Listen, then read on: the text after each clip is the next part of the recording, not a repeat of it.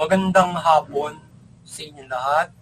Ito po si Herbert Curiat, author promoter ng Bible Lights Promotions. Kakibat ang ating pananalig sa ating banal na Panginoon Diyos, banal na Panginoon Kristo, at gabay ng kaliwan na galiban nila Santa Maria ay ating pong ibinabahagi sa inyo sa linggong ito, ang mensahe ng ating banal na Panginoon Diyos. Ang tema ng mensahe ng ating banal na Panginoon Diyos ay pagpapairal ng katarungan sa pamamagitan ng Panginoong Jesucristo. Ngayon po ibabasahin ko sa inyo ang mga mensaheng ito mula po sa Bagong Tipan o Mabuting Balita ng paghahari ng ating banal na Panginoon Diyos sa pamamagitan ng banal na Panginoong Jesucristo. At ayon po dito sa kay Apostol San Mateo, Kabanata 12, talatang 18 hanggang 21, ito po ang mensahe. Naririto ang lingkod ko na ako rin ang umirang. Minamahal ko ng lubos, minamahal ko ng labis, lubos kong kinalulugdan. Ang banal kong espiritu sa kanya ay ibibigay sa lahat ng mga bansa, ibabadhay katarungan. Hindi siya makikipagtalo, mahinahon kung makipag-usap. Ang tinig niya sa lansang ay tinig lamang ng paanas. Hindi niya puputulin ang tambong nakahapay, hindi papatayin ang umaandar na ilawan. Hanggang itong katarungan ay mapagtagumpay niyang ganap at ang pag-asa sa tao'y kanya'y ilalagak. Patuloy po natin kay Apostol San Juan Kabanata 3, talatang 18 hanggang 19, ito po ang mensahe.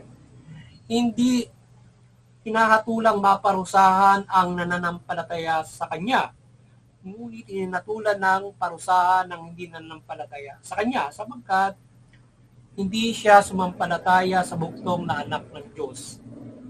Inatulan sila sapagkat naparito sa sanlibutan ng ilaw, ngunit inibig pa ng mga tao ang dilim kaysa liwanag, sapagkat masama ang kanilang mga gawa. Papatuloy po natin sa kay Apostol San Juan pa rin, Kabanata 5, talatang 20. Ito po ang mensahe. Binigyan din siya ng kapangyarihang humatol sapagkat siya ang anak ng tao. Patuloy po natin sa kay Apostol San Mateo pa rin, Kabanata 5, talatang 25 hanggang 26. Ito po ang mensahe. Kung may magsakdal sa iyo sa hukuman, makipag-ayos ka sa kanya habang may panahon pa, bago ka pa humarap sa hukom. At kung hindi, ibibigay kanya sa hukom na magbibigay sa iyo sa tanod at ikaw ay mabibilanggo. Sinasabi ko sa iyo, hindi ka makalalabas doon hanggat hindi mo nababayaran ng kahit kahuli-hulihang sentimo. Patuloy po natin sa mga taga-Roma, Kabanata 13, talatang 1 hanggang 4. Ito po. At talatang 1 at 4, ito po ang mensahe. Ang bawat tao'y pasako sa mga pinuno ng pamahalaan sapagkat walang pamahalaan hindi mula sa Diyos. Ang mga pamahalang umiiral ay itinatag ng Diyos. Sila ay mga lingkod ng Diyos sa ikabubuti mo. Ngunit matakot ka kung gumagawa ka ng masama, sapagkat sila ay may kapangyarihang magparusa.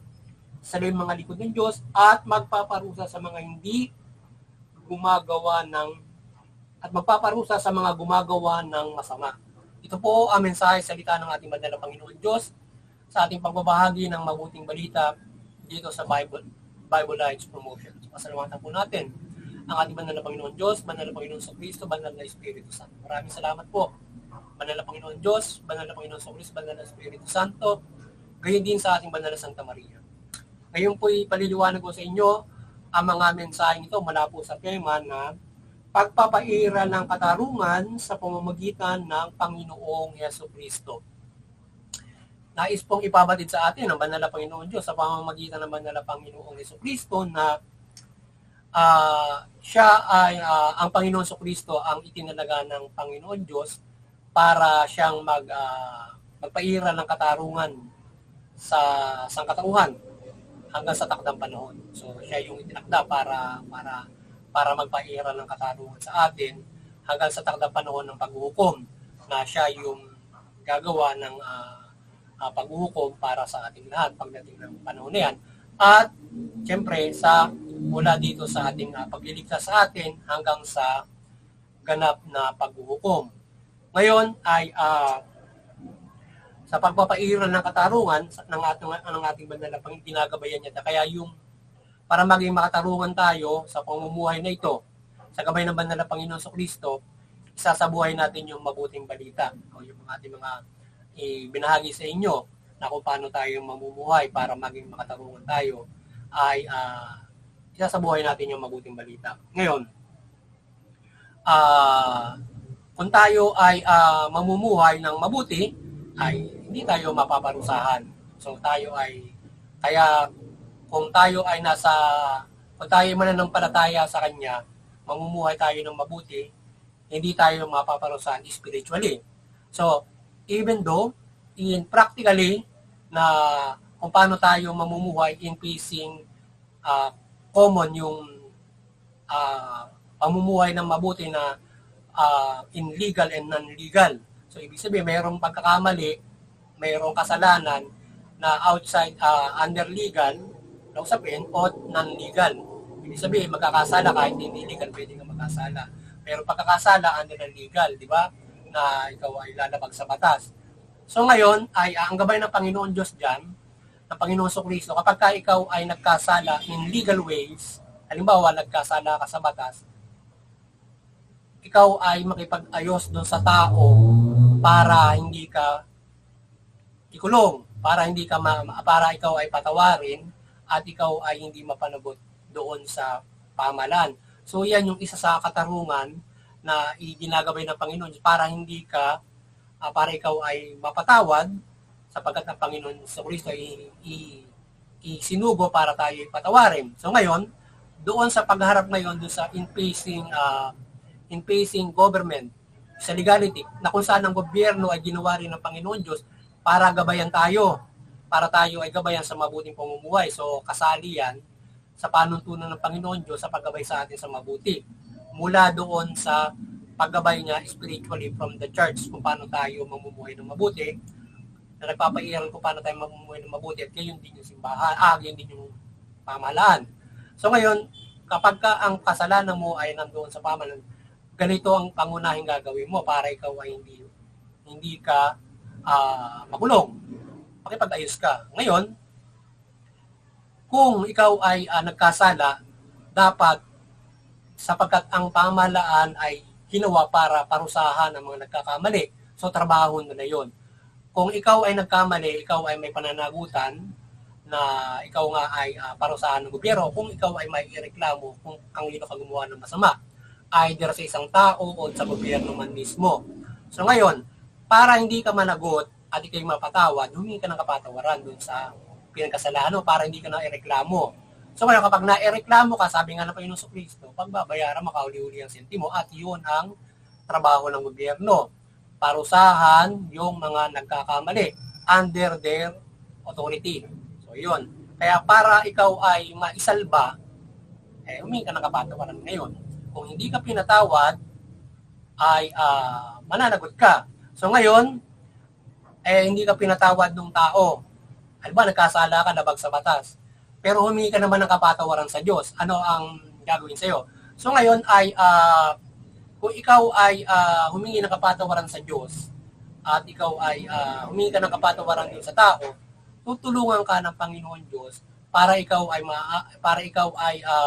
matulungan na mapatawad ka niya, or else, mula dito pa lamang sa ito, na tayo ay sinasabi ng Panginoon Diyos, siya nga ay nagpapatawad para tayo ay makapagbagong buhay. So ngayon, pwede kanyang mapatawad na gabayan na mga tao. Pagpatawad, pwede kung kahit labag sa batas yan, pwede tayo magpatawad. Ngayon, kung hindi ka magpatawad, kaya humingi ng kapatawaran sa Diyos, doon kanya pagbibigyan na mapatawad kanya spiritually doon sa loob ng kulungan para doon kanya bibigyan ng pagkakataon na maaaring madali ka lang makakulong doon, makalabas ka agad para doon sa iyong mga pagkakasala na yan. Ay lalong-lalo na kung heinous crime yan, or lalong-lalo na pagpatay ng tao, mabibigat na krimen. Syempre, humingi ka ng kapatawaran sa Diyos, doon sa tao hindi ka mapagbigyan dahil ka napakabigat ng pagkakasala mo. So ngayon, ay doon sa pagpapaira ng katarungan, so under the authority of the government, ay ikaw ay doon pagbibigyan ng Panginoon Diyos na makapagbago doon sa loob ng kulungan at kung ano ang maaaring makalaya ka pa or spiritually papagbibigyan ka pa niya na makapagbago sa loob ng kulungan at ang spirit mo ay maligtas. Kagaya noong kay yung sa kanan niya, si Dimas yata yun, na napanagutan niya yung kanyang pagkakasala nung ipako siya, nang humingi siya ng kapatawaran at naniwala siya kay Panginoon sa Kristo, siya ay dadalhin siya sa kalangitan ng Panginoon sa Kristo. So welcome siya sa kalangitan. So ganoon din sa atin, kung i-interpret natin yan dito sa makabagong panahon, kung ikaw man ay nakulong, may kaligtasang spiritual ka pa rin. Doon mo pagsisisihan yung mga pagkakasala mo. Unless kung di ka napatawad ng tao na nagkasala sapagkat kailangan mong madisiplina for the heinous crimes or whatever na mabibigat. Hindi bale kung magaan na krimen lang yan, halimbawa, oral defamation or maaaring slanders na hindi ganun nagdulot ng mga mabibigat sa iyo or under ka ng pagpapatawad ng gobyerno, ikaw ay hindi mananagot sa kulong, maaaring magaan ng pagbibigay sa iyo. At iyon ang mahalaga doon. So ngayon, kaya ang kaya sabi nga ng Panginoon Diyos, hanggat maaga pa, ay humingi ka na ng kapatawaran para ikaw ay mapatawad at humingi ka ng kapatawaran sa Diyos para matulungan ka niya. Or else ay kapag ka ikaw ay hindi napatawad ng tao, ikaw ay pinapanagot, so iyon naman ay talagang mayroon kang pananagutan kung ikaw talaga ay mayroong mabigat na pagkakasala at dapat ka talagang mabago doon sa loob ng kulungan. Kung hindi ka naman talaga mabago sa pamamagitan ng iyong sa pamumuhay na ito, lalo mabigat yan. Or else ay kapag pinatawad ka at ikaw ay nagbago, so maganda ang mangyayari, nasalba ka. But ang nangyari, kung patuloy ka pang gagawa ng masama, talagang sa loob ka ng kulungan, pupulutin, hindi palaging patawarin, lalo na heinous crime yung ginagawa mo. So yun yung gabay ng Panginoon Diyos sa katarungan, kung papaano tayo pipiso ganong klase ng mga kung legal yung kasalanan mo. Ngayon, kung non-legal yan, at humingi ka ng kapatawaran sa Diyos, ganon din ang gagawin mo. Hingi ka rin ng kapatawaran doon sa tao na napagkasalanan mo, kung sino ka nagkasala. Ngayon, kung sabi ng Panginoon Diyos doon sa atin, kung tayo nagkasala sa atin ng tao, legal man yun o hindi, patawad tayo. Ngayon ay under legal, kung sobrang bigat yan, na kailangan mo talaga naman ng disiplinahin sa loob ng kulungan at yan ay hindi mabigat na krimen ang ginawa at patuloy. So, yun naman ay hindi nangangahulugan na ikaw ay hindi nagpapatawad. Kailangan lamang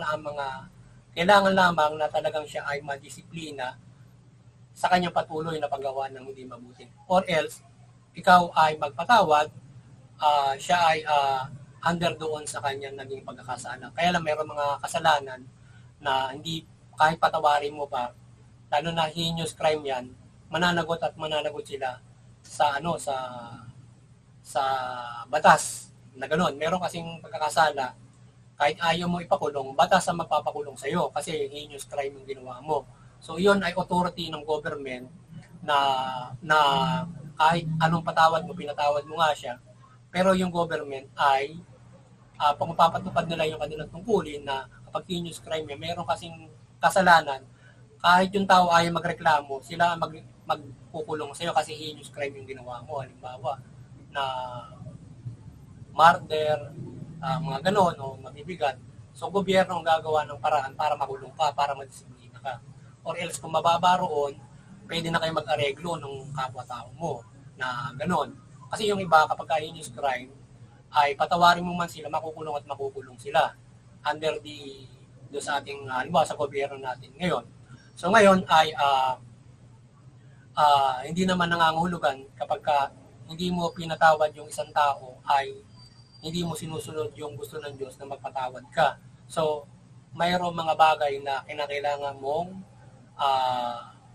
kinakailangan na ikaw ay madisiplina. But in the other hand, trabaho ng gobyerno na yung mga talagang karapat-dapat na disiplinahin doon sa loob, kung di mapatawad ng tao, sila na mismo ang didisiplina roon. So, yan. So, ngayon ay kaya tayo iwasan natin yung paggawa ng labag sa batas o paggawa ng di mabuti sapagkat may mga kapahamakan tayo maaaring abutin. So, ngayon ay dapat yung sa kabuuan ng pahustisya na paggabay ng katarungan ng banal na Panginoon Kristo, kapag ka ikaw ay nagkakamali, dapat pangsisisi ka. Kasi pagdating ng takdang panahon, ay huhusgahan ka. Ngayon, ang paghusga spiritually ng ating banal na Panginoon Diyos ay naaayon doon sa pagtupad mo ng mabuting balita. So ngayon, pag hindi ka nanampalataya sa Panginoon Kristo at hindi mo sinunod yung kanyang iniaral, yung mabuting balita nga, yung kasi mabuting balita, yun ang ihuhusga sa atin pagdating ng takdang panahon. So ngayon, pagdating ng takdang panahon, kapag ka yun ay hindi mo nasunod, doon ka huhusgahan kung nasunod mo yun o hindi. Kung ikaw ay pupunta sa impyerno o ikaw ay maliligtas, lalong-lalo na yung pagliligtas sa atin may dalawang type yan. Unang-una, mayroong unang pagkabuhay, pangalawang pagkabuhay, at mayroong hindi mo mamatay. Yung unang bubuhayin at hindi mo mamatay, makakasama sa 1,000 years. Yung hindi, sa pangalawang pagkabuhay, pero kasama sa everlasting.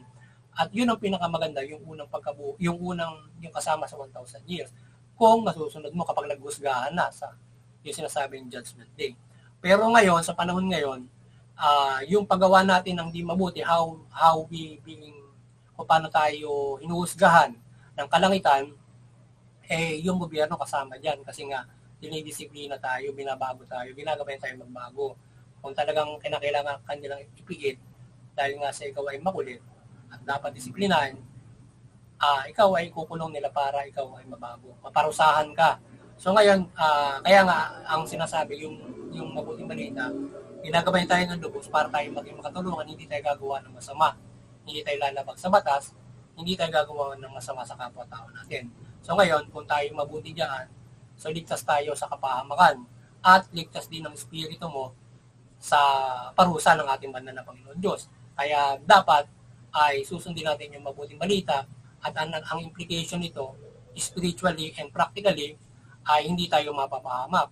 Practically, anong kapahamakan? Kagaya nun, makukulong ka.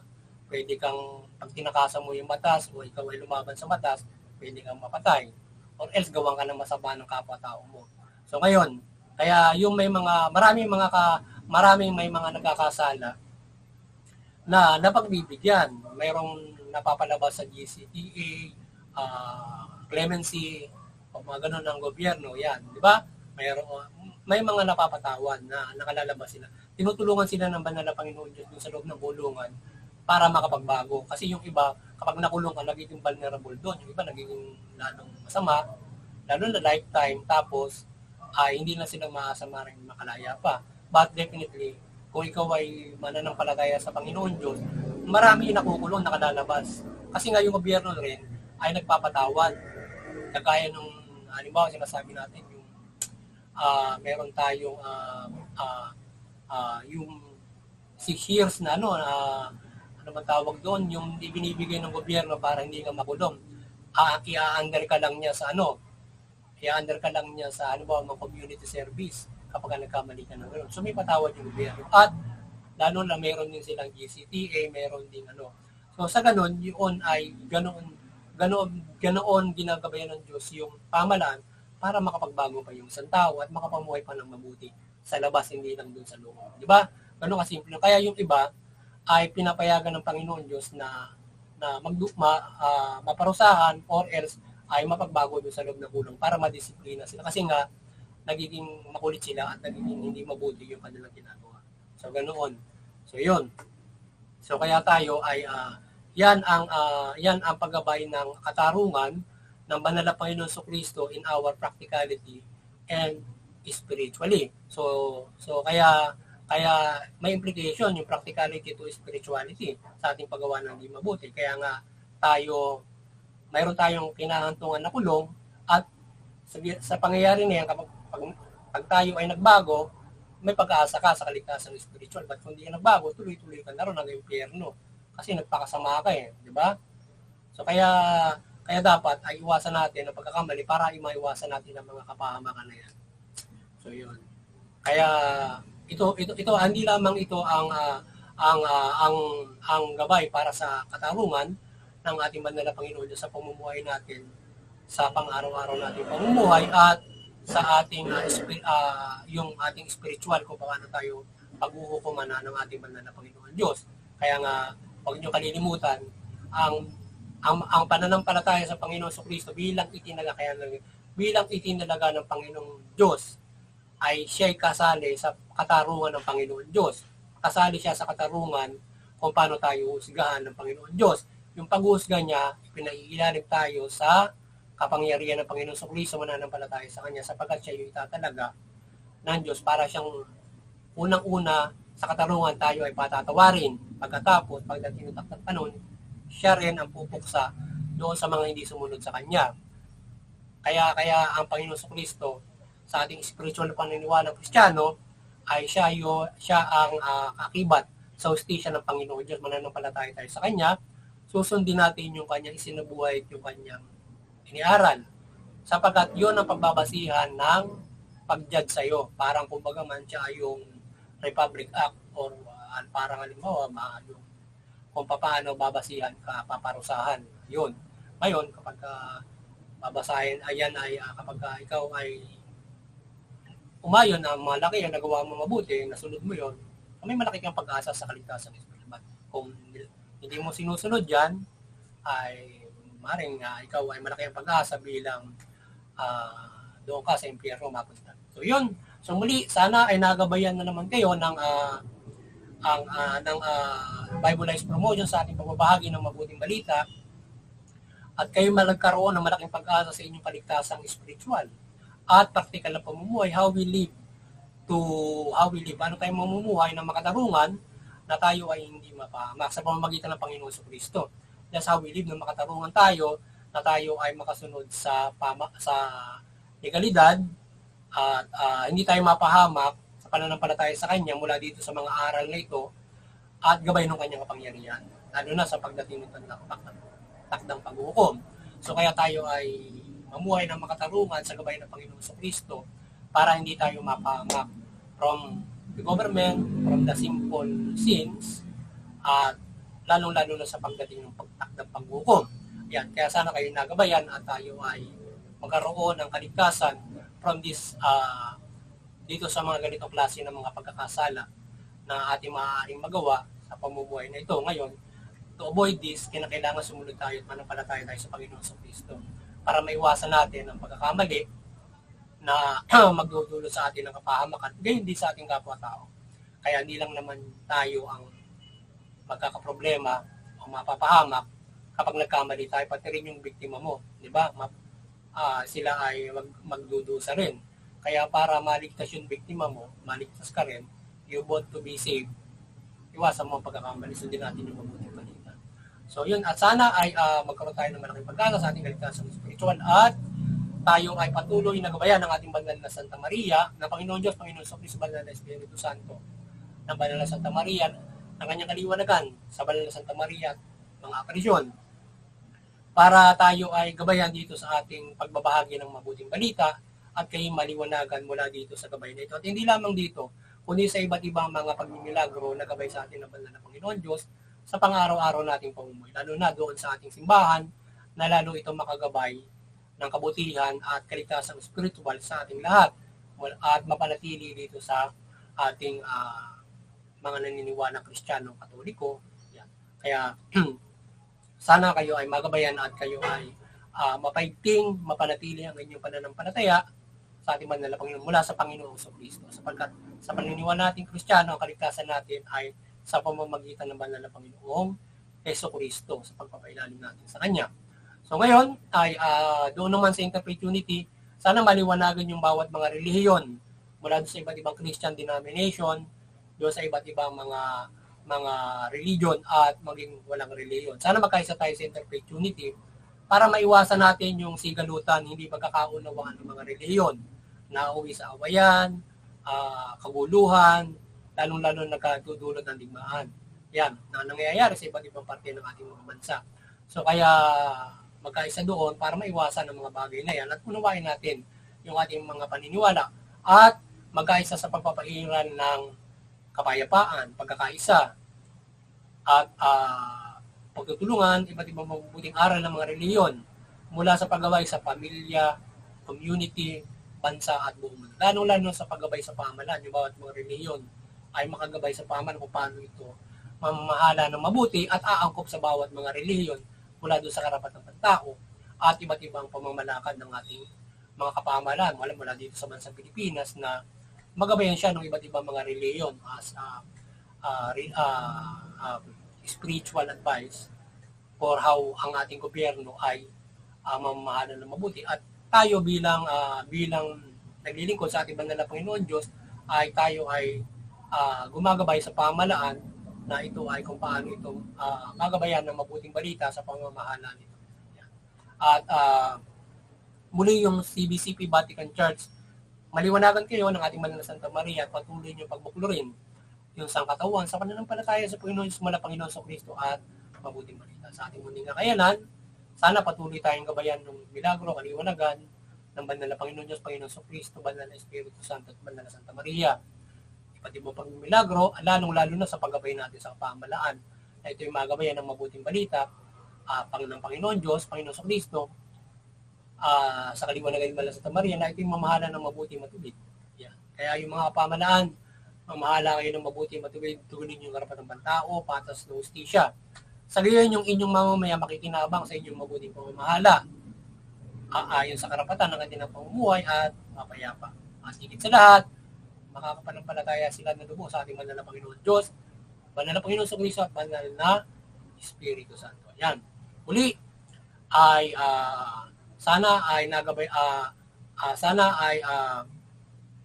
naliwanagan na naman kayo at tayo ay patuloy na pagpalain at protektahan ng ating banal na Panginoon Diyos, Panginoon sa Kristo at banal na Espiritu Santo at sama-sama tayong mamuhay ayon sa mabuting balita.